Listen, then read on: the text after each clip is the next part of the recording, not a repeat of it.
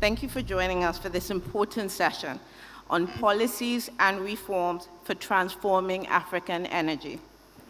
Excellences, Mesdames et Messieurs, merci de vous joindre à nous pour cette session en importante sur les politiques à réforme visant à transformer l'énergie en Afrique. You'll be glad to know I'm saying the rest of the session in English. To set the stage today, we have one of the people who brought us here, one of the visionary leaders from the African Development Bank, to give his opening remarks. So it's great pleasure for us to please come together and welcome Kevin Karaoke, Vice President of Power, Energy, Climate, Green Growth, and African Development Bank, for his welcoming remarks. I think we can do better for Mr. Karaoke.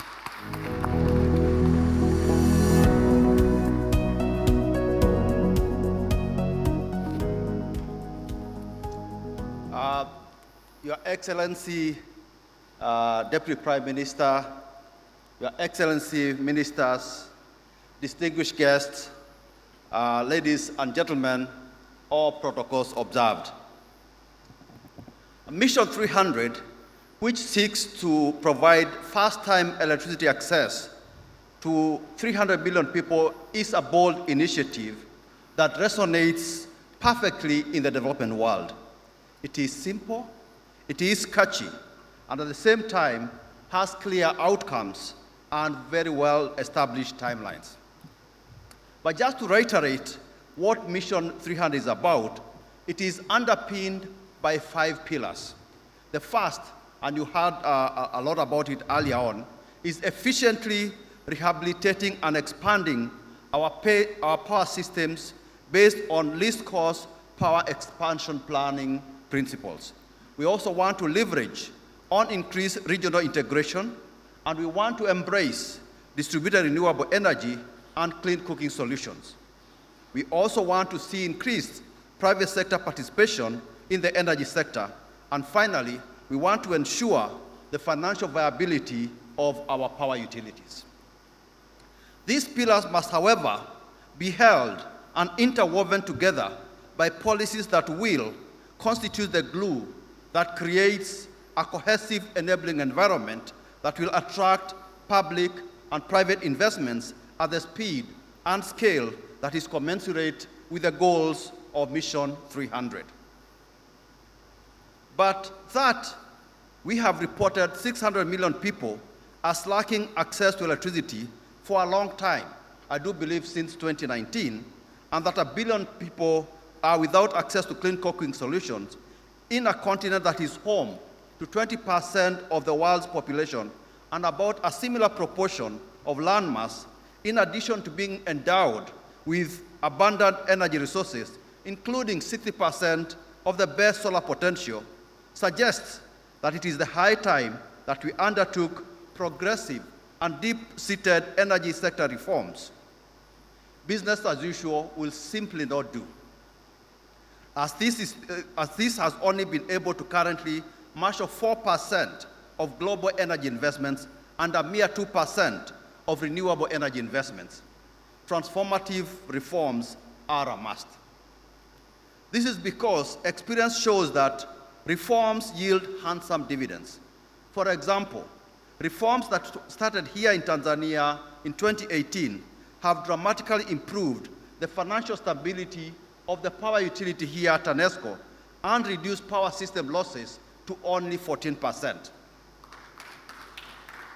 While in Morocco and Egypt, reforms have underpinned significant private sector investments in generation, such as the 510 megawatt Nur Wazizate in Morocco, which is the world's largest CSP project, the 1,800 megawatt Ben Ban project in Egypt.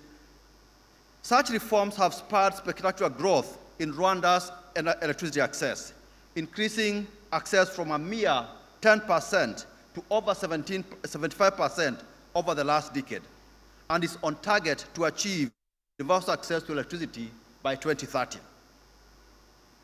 Similarly, thanks to concerted reform efforts, electricity access in Cote d'Ivoire has surged from 23% in 2013 to 64% in 2024.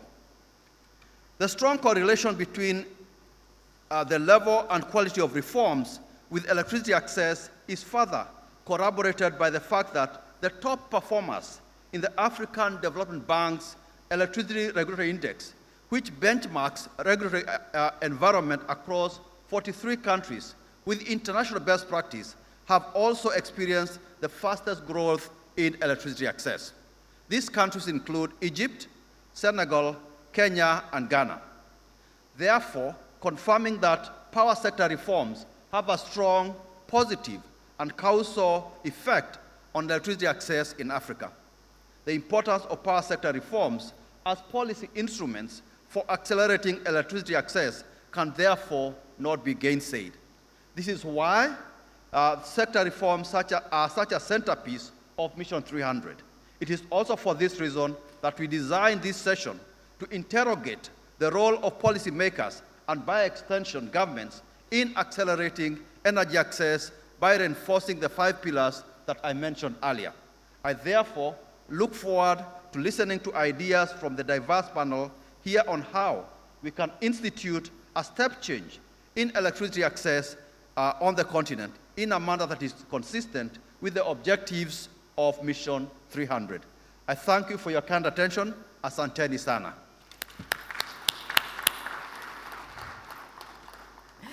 So thank you very much, Kevin, for setting the scene. Something that has been brought up so many times in this discussion, either with the 2 bank presidents or with the DSG, Deputy Secretary General, is the role of government.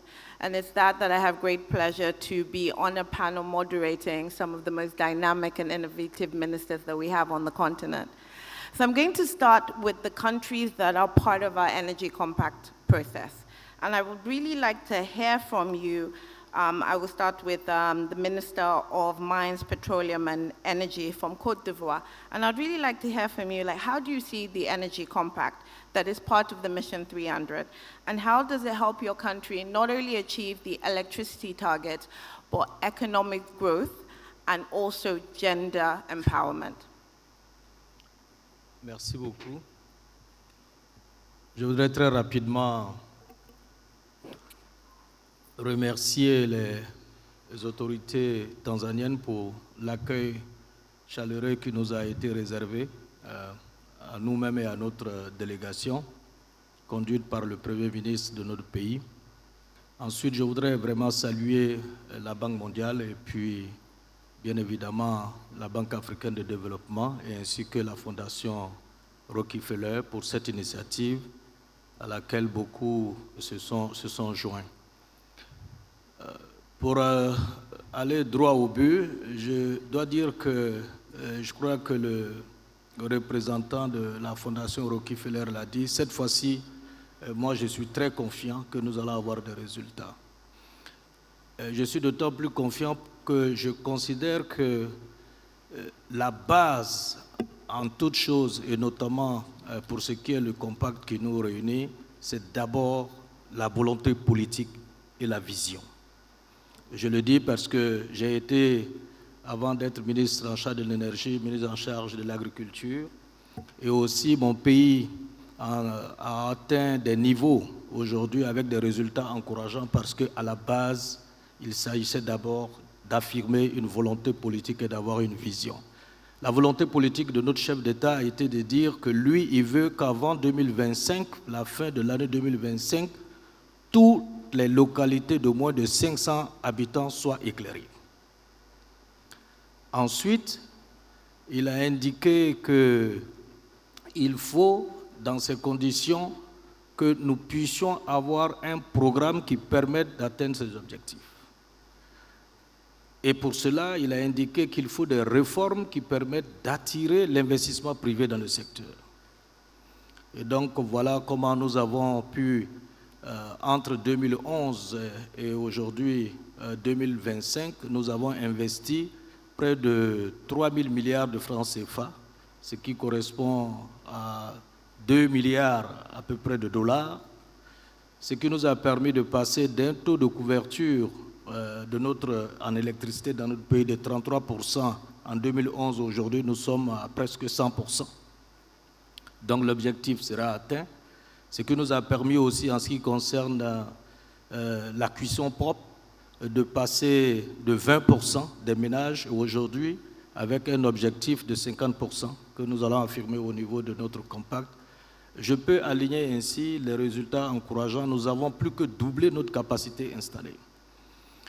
C'est pour cela que je salue cette initiative, parce que pour que nous allons à l'étape suivante, qui est l'accès universel, nous avons besoin d'une telle initiative.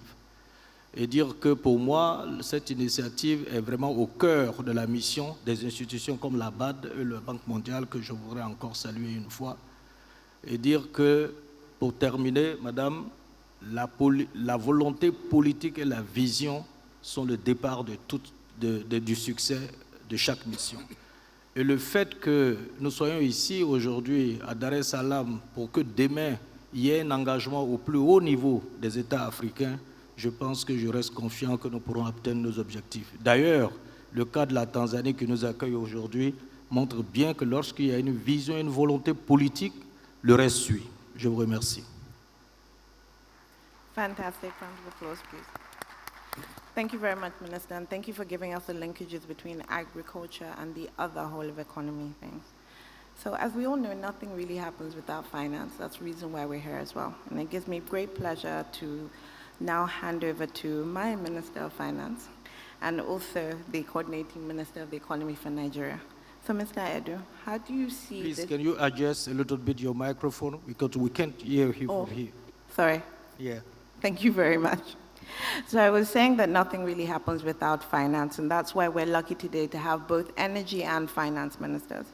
So I'm going to ask the same question of Minister Edu, the finance minister, and also the coordinating minister of the economy. So Minister, when we talk, you always talk about economic growth. You always talk about empowerment.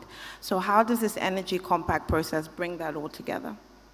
Thank you very much, Damilola. Thank you for all that you're doing in SC for All. Let me start by thanking our host, the hostess, the Prime Minister of Tanzania, and indeed all the government and people of Tanzania for the warm and very generous welcome and hospitality that we've had since we arrived. Let me also, if I may, quickly recognize Professor Yemi Osinbajo, former Vice President of Nigeria. And we are talking about money here today. So the chairman of Islamic Development Bank, you too, are most welcome, sir.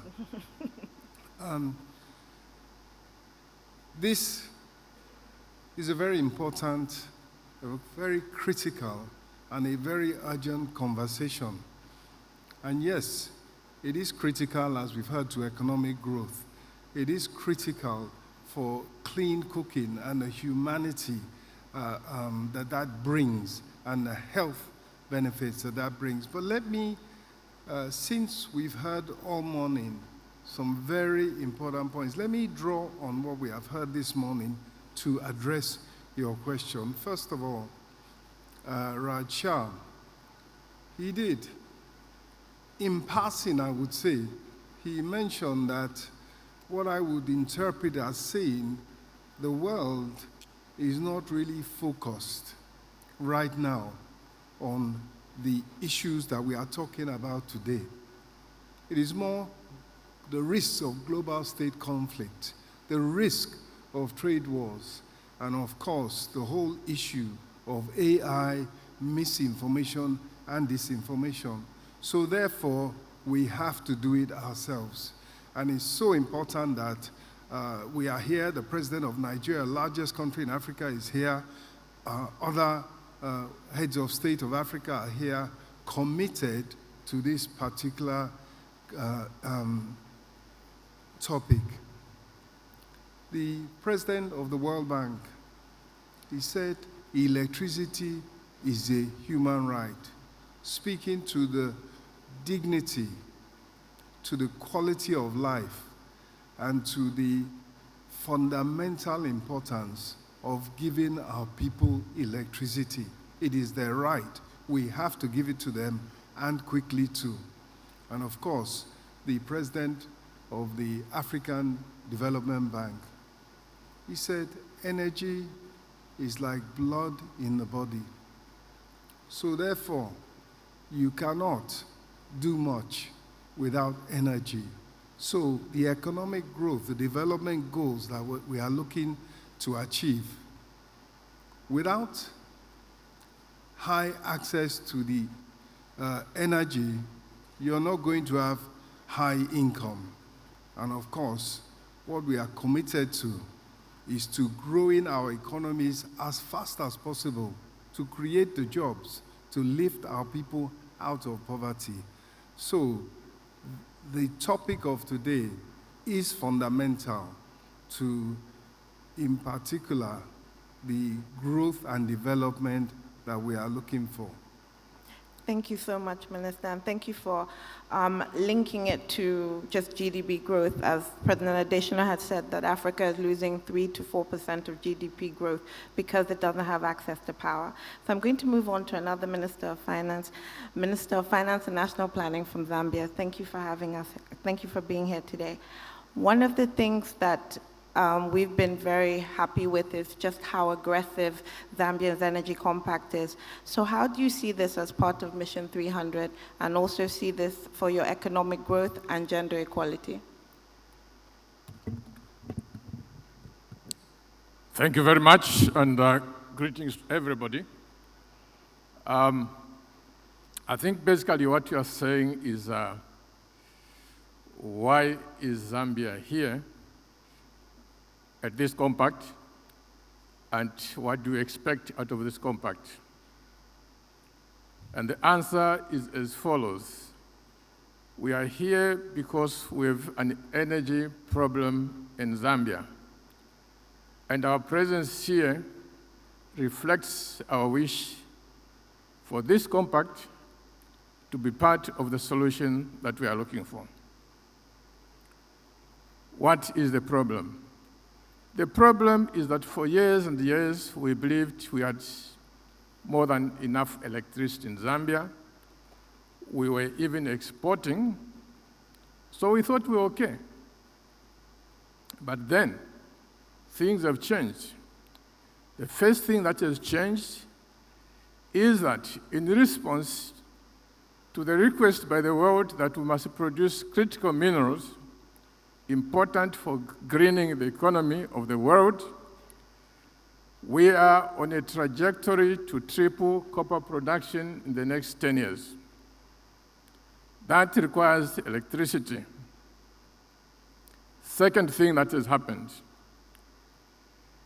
although we believed we used to have a lot of electricity, last year we had a very serious drought. And I want to thank our colleagues in Tanzania for feeding us. Asante sana ndugu yangu. But part of that is that our electricity production went down by about 50%, slightly over 50%. So mining is a problem, irrigation is a problem, industry is a problem. So these are the two problems that we are facing. And for now, we believe that the most important calling for us is to expand electricity production, because the mines will require more electricity. The industry will require more electricity. And also, we must minimize dependence on hydroelectricity power. So we must produce more and do so with less hydro, but using other sources. What do I expect out of this? We've undertaken a number of very important reforms. My colleague, the Minister of Energy, in the afternoon, please listen to him. You outlined some of the reforms that have been taken. I can summarize to say that you, the private sector people, you'll be very happy with those reforms. Come to Zambia and invest in energy. You'll be so rich that in the end, you'll be coming back to Tanzania to say, thank you, Tanzania, for organizing that conference. Now, so on top of that, in our delegation from Zambia, we have 40 business people involved in the energy sector. They're here, and I hope they've been allowed in this room. Because sometimes we government people, we talk to one another, but we don't include the private sector. This time, the private sector people from Zambia are here. Please meet with them, hear the reforms that have been taken, hear about the profits, opportunities that have been created, and come and invest. In short, what I'm expecting out of this is for the private sector, the financiers and so forth, to come and invest in the energy sector in Zambia. Thank you very much. And thank you for also highlighting the importance of the Energy Compact and the Energy Compact session, and also your role with critical minerals. I'm now going to move to a non-compact country of Kenya. Minister Wadai, a few months ago we were celebrating in Kenya your energy transition plan. How do you see yourselves and Kenyan government benefiting from the Mission 300 program? Thank you very much. And as Kenya, we are indeed very pleased to be participants in this important summit. And as a country, we do not see a conflict between the Mission 300 and our own national mission. As many of you may know, Kenya has developed a fairly robust Kenya National Electrification Strategy. And we also have a working least cost power development plan that we envisage will take us towards achieving our target of access to electricity by our populace by the year 2030. As we speak, our national electrification coverage is about 75%. But it's also important to point out that our national grid is over 90% green. But in our view, this is a continuing journey. This is a continuing journey in the sense that it is incumbent upon all of us, Kenya and other countries on the continent, to make deliberate steps.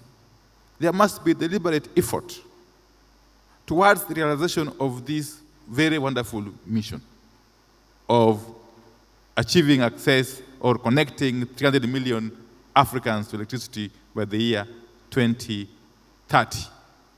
And to amplify this, it's important to reiterate that electricity must be looked at in a holistic manner. Energy must be looked at in a holistic manner, all the way from generation to the distribution to the consumers. And it is important to point out in this summit that all this requires serious collaboration, first and foremost between governments and its people, who are the eventual beneficiaries. Secondly, between governments and governments. Thirdly, between governments and the private sector. And fourthly, between governments and development partners. I must say that in Kenya, we have been the great beneficiary of these partnerships. We really acknowledge the support we have been able to achieve from World Bank specifically. As we speak, there is a very, very robust project, the Kenya Off-Grid Solar Access Project, that is funded solely by the World Bank, that has enabled us to extend electricity to those counties or regions that would ordinarily could not have been connected to the national grid. So that is a very, very big achievement. Similarly, we have continued to get assistance from the African Development Bank in terms of our last mile connectivity. And as we speak, we have put in place a robust private-public partnership law that now enables the private sector to inject private capital in the energy sector in the country. And through that, we are more than confident that we are able to contribute as a country to the African mission of connecting 300 million people to electricity by 2030. Thank you very much. Thank you so much, Minister. I'm now going to move on to Minister of Electricity and Energy for South Africa. South Africa plays such a pivotal role this year, being the host of the G20. And it is commendable all the efforts currently that your country has achieved in electricity access. Are there any recommendations you have for your other countries about how you did it and what were the challenges as well, please? Well, thank you very much, Damilola, and fraternal greetings to our host, generous host, Tanzania. And let me greet you all in your eminence. Well, I will not be able to prescribe because I think that each and every country will be able to carve its own unique path, but just to do one or two reflections on the journey that we have traveled. Essentially, three key ingredients in the context of South Africa.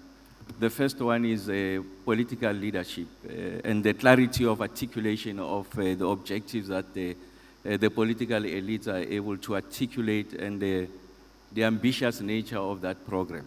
So when we transition from apartheid misrule into a democratic dispensation, the founding father of South Africa, President Nelson Mandela, was able to articulate a vision of a country that we want, and amongst those was the need for us to be able to achieve universal access. At the period of transition, only 36% of the population had access to electricity, and the demographic majority did not have access to electricity. So the president was able to articulate, and that articulation also found expression in our Bill of Rights. The preeminent piece of legislation in our country is the Constitution, and Chapter 2 of that talks about the Bill of Rights, and in our own taxonomy of what constitutes the Bill of Rights is access to electricity. The second ingredient is the ability to be able to designate a champion at the technical level to be able to discharge and prosecute that responsibility. It's one thing to articulate the political ambition, it's quite another to be able to realize the set of ambitions. And we assigned our state-owned enterprise, ESCOM, that enjoys a monopoly. And ESCOM in 2001 was voted the best electricity utility in the whole world. So it talks about the merit and the capacity that is resident in that institution. So it was assigned the responsibility of ensuring that they are able to expand that access. And then the third ingredient is the ability to be able to direct financing to support that ambition. So what we did in our country was that the state must take the lead. So in our fiscal discipline and also the fiscal planning, we're able to allocate money that is meant to support this expansion. And all of this, the totality of all of this, 30 years later, has resulted in universal access now. We are about 94% of universal access. So I mean, that's the type of ambition that we've been able to realize. And then the point to be made is that perhaps those characteristics takes different dimensions in the now contemporary era. Not everyone has got this kind of balance sheet to support that transition. Not everyone has got the kind of liquidity to be able to finance that universal access. So I think we need to design a bespoke financing instrument to be able to support that. And that's why part of the work that we are doing in modernizing and expanding our transmission, we want to expand it by an additional 14,000 kilometers, modernize it. We need about 20 billion US dollars for us to achieve that. Beginning of March, I'll be announcing, if you like, those instruments that are going to support that level of ambitions. And we are more than confident that with credit enhancing instruments, working with the World Bank, we've been able to ensure that we galvanize private sector resources to be able to finance that modernization. And like I said, our ability to achieve universal access in the next 5 years will be realized. We are confident we'll achieve 100% penetration as a country. Thank you so much, and thank you for putting the emphasis on having a strong regulator and a key person to drive this with the strong reforms you've put in place. We're now going to go to the final round of questions, and I just urge all the ministers, because of time constraints, if we can keep these questions to just no more than 2-3 minutes so we can get to hear from everybody on the panel. I'm going to go back to Côte d'Ivoire. You know, the Minister of Mines, Petroleum and Energy. You know, Côte d'Ivoire has done increased energy integration, especially trade within the West African region. What do you think are the benefits, and how do you think you can increase this integration and overcome the issues you have with producing capacity? So how do you think we can bridge that gap with all these clear reforms and the integrations you're doing already? Merci. Je pense que vous avez bien fait de souligner, en effet, nous, en Côte d'Ivoire, nous sommes connectés à tous nos pays voisins et bien au-delà. Il y a 6 pays avec lesquels nous échangeons de l'électricité, vers lesquels nous exportons de l'électricité. Nous sommes désireux de renforcer cet échange d'électricité. C'est pour cela que nous saluons l'initiative ouest-africaine qui vise à avoir ce qu'on appelle le West African Power Pool, qui vise à faire en sorte que nous ayons une régulation qui permet de faciliter ces échanges d'électricité, mais aussi de mutualiser nos moyens de production. Notre pays a un potentiel, notamment en ce qui concerne le gaz, l'hydro, et c'est sur cette base que nous produisons et que nous allons exporter. Nous ambitionnons d'ici 2030 de doubler la quantité d'énergie que nous exportons avec nos voisins. La régulation est importante au niveau de la sous-région parce que le défi auquel nous faisons face, c'est que l'électricité que nous exportons ne sont pas toujours payées en retour. Donc, ce qui pose un vrai défi. Nous avons approché nos partenaires pour voir comment est-ce que nous pouvons avoir des garanties en ce qui concerne l'exportation de l'électricité dans la sous-région. Nous avons insisté là-dessus parce que si le marché sous-régional est régulé et que nous n'avons pas de garantie d'être payés en retour, ça va être difficile que le marché fonctionne. Donc je voudrais vraiment indiquer que c'est une grande opportunité d'avoir une approche intégrée. Je voudrais saluer cette approche méthodologique de la Banque africaine de développement et de la Banque mondiale. Je vous remercie.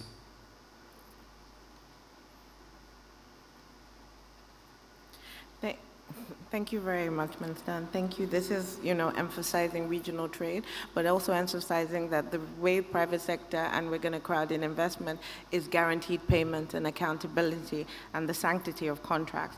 So I'm not going to move on to Kenya, who have done a lot of this with their, electricity supply, and you've made tremendous progress both on and off grid, almost reaching universal access. But one of the things that Kenya is also known for is the championing of clean cooking on the continent. And it would be great to hear from you how you see about setting the goals for clean cooking, but more importantly, how do you see execution? Yeah, it is indeed true that we have made significant progress on this front. And as I said earlier on in my initial remarks, we see this as a continuing journey. A continuing journey in the sense that it is our desire as a country that eventually we have clean cooking adopted wholesome by all people. And because of the immense benefits that will accrue from this. As a country, we have got a clear strategy that we have developed, and we are working not in silo. We are working closely in partnership with several actors. I must emphasize this, that to achieve such an ambitious plan that is bound to benefit to millions and millions of people, it's not possible to do it alone. So the principle of partnership is at the center of our strategy in terms of not only ensuring universal access to electricity, but also in implementing our clean cooking strategy. And finally, I must also underscore the fact that all these require finances. So the issue of financing is important and remains critical, that we must continually look at our financing model and be able to diversify our financing sources as a way to leverage on our capacity to move forward successfully. Thank you. Thank you very much, Minister. You spoke about finance, so this is a perfect segue to Minister of Finance, Nigeria, Minister Edu. Nigeria has made great strides in driving private sector business models. It's probably driving the largest DRE program, which is decentralized renewable energy, on the continent. How have you managed to be, with your policies and reforms, to really get private sector in? And what more do you think they can do to close the electricity gap in Nigeria? Thank you very much. As you say, we have crowded in the private sector. We've since deregulation of the sector, we've had 150 mini grids set up. We have 1 million standalone solar connections in recent times, and that figure is still growing. But let me take us back to what my brother from Zambia said. He essentially focused on the profitability of this, of energy, of providing energy. And that really is the key. In order to get the funding that is required, you need the private sector, of course, in addition to the multilateral development banks and philanthropists. You need more than anybody else, the private sector. And what they are looking for is profit. And this sector is profitable, can be profitable. The basic macroeconomic policies have to be in place. The regulatory policies have to be in place. But look at what happened in the mobile telephony sector. There was a time people would say that telephones are for the wealthy, preserve of the rich. And now everybody has one. Similarly, a similar type of revolution can take place and needs to take place in the energy sector. In Nigeria, our own ambition is 2030, universal energy access, clean cooking, and the technologies of the day have to be employed in order to maximize this opportunity. And of course, however profitable it can be in Zambia, Nigeria, which is how many times the size and has the economies of scale, it is much more profitable in Nigeria. And that's the key message that we are putting out at this time. Thank you. Thank you, Minister. Thank you for that sense of competition. So I have to go to the Zambia minister. The Nigerian minister said things are more profitable, but you've had strong reforms, you're enhancing competition, you are also attracting private investment, and you've also talked about the strength of your energy compact. So it would be great to hear from you as well. What else is government doing, both on the off-grid, but also the utility scale? Thank you very much indeed. Just to give you a flavor of some of the reforms that have been done. Number one, the most important issue is the cost-reflective tariff. That has been done after many years of hesitation. Number two, the issue of licensing. Now, if you put up your license and your paperwork is okay, instead of months, I think even years of processing that license, this time now, within 48 hours, your license will be out. 48 hours, your license will be out. The environmental assessment that used to take years, 6, 7, 8 years, now in 2 months. In 2 months, the environmental assessment must be cleared. 3, the issue of private sector involvement. Previously, it was necessary that if you're a private generator for electricity, you must sell through the state company. That is no longer a requirement. You produce electricity, you are free to sell the electricity to anyone that you want to sell it to. And of course, the transmission lines are open for that. 4, if you have a solar installation, now we have reverse invoicing, which means that if I'm producing excessive solar power, I can automatically sell it to the national grid, and vice versa. All this is also an incentive for investing into energy. 5, tax incentives, import free of all equipment, and other generous items that I'll speak about this afternoon. That is in place. So as you can see, we have done so much in terms of, and perhaps, of course, lastly, let me say the issue of regional integration. Zambia is already a member of the Southern African Power Pool. Next year, we are connecting with the East African Power Pool, and thank you to the World Bank for that, which means that the market for electricity in Zambia is not a market for just the Zambians. Just to tell my brother here from Nigeria, the market for electricity in Zambia is not just for Zambia.